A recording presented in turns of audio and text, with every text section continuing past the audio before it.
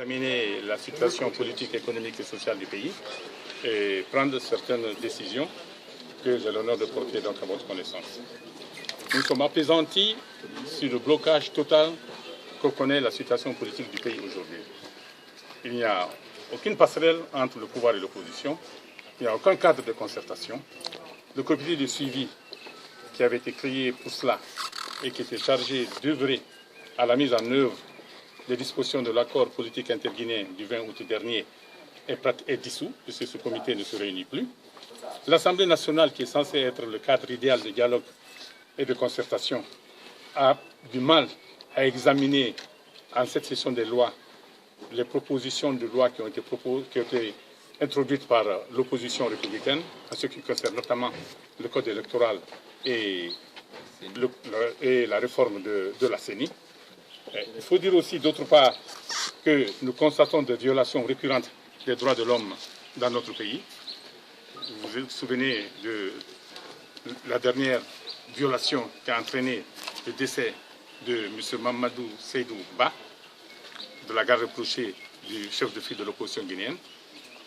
Et ceci continue puisqu'à Koundara encore, il y a plus d'une vingtaine de responsables de l'FDG encore emprisonnés, en dépit parfois de certaines décisions de libération provisoire qui ont été prises et ultérieurement remises en cause.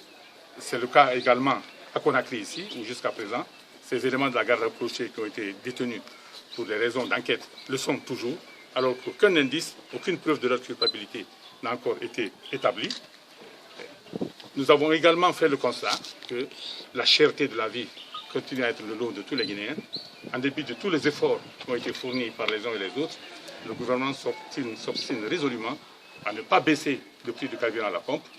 Et donc nous considérons que tout ceci contribue, en plus de la malgouvernance caractérisée par l'excès de corruption et de détournement de deniers publics, à compliquer la vie des Guinéens, à faire en sorte que le pouvoir d'achat des Guinéens chute et que donc les conditions de vie deviennent de plus en plus difficiles. Nous avons donc fait tous ces constats, étant donné qu'il n'y a pas de possibilité de dialogue et de discussion. L'opposition républicaine a décidé de reprendre donc ses manifestations sur les places et sur les voies publiques dès après le mois de carême. Dès après le mois de carême, nous allons donc décliner un programme de manifestation, y compris des marches pacifiques sur les voies publiques, de manière à attirer l'attention des autorités et de toute la communauté nationale et internationale sur les dérives dictatoriales que notre pays est en train d'enregistrer.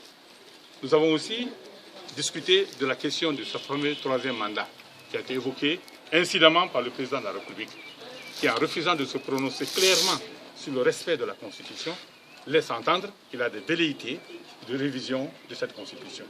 Alors l'opposition républicaine déclare haut et fort qu'elle s'opposera farouchement et par tous les moyens à tout tripatouillage de cette Constitution, à tout établissement d'un troisième mandat en faveur du président en exercice. Nous refusons catégoriquement que notre Constitution soit modifiée, soit révisée ou soit tout simplement violée ou remise en cause pour des besoins de reconduction d'un mandat qui n'a pas lieu d'être. Notre Constitution est claire, nous voulons qu'elle soit respectée. La Guinée n'est pas le Rwanda, la Guinée n'est pas le Congo, la Guinée n'est pas le Cameroun, la Guinée est la Guinée. Et cette Constitution, pour que nous puissions l'obtenir, il a fallu que les Guinéens payent de leur vie, y compris un certain 28 septembre 2009, au stade du 28 septembre, où 157 d'entre eux ont péri, où une centaine de femmes furent violées, où plus de 1000 blessés ont été enregistrés, pour que nous puissions connaître ces avancées démocratiques que le président Alpha Condé semble vouloir remettre en cause. Car si c'est la pensée qui avait si c'est les paroles qui avaient dépassé sa pensée, il a largement eu le temps de rectifier le tir. Depuis que cette polémique s'est créée autour de ce troisième mandat, il a largement eu le temps de clarifier sa position, si ce n'était pas des intentions inavouées qu'il avait exprimées le jour de cette fameuse interview. Donc je vous remercie et à moins que vous ayez des questions particulières. Bon, c'est bon.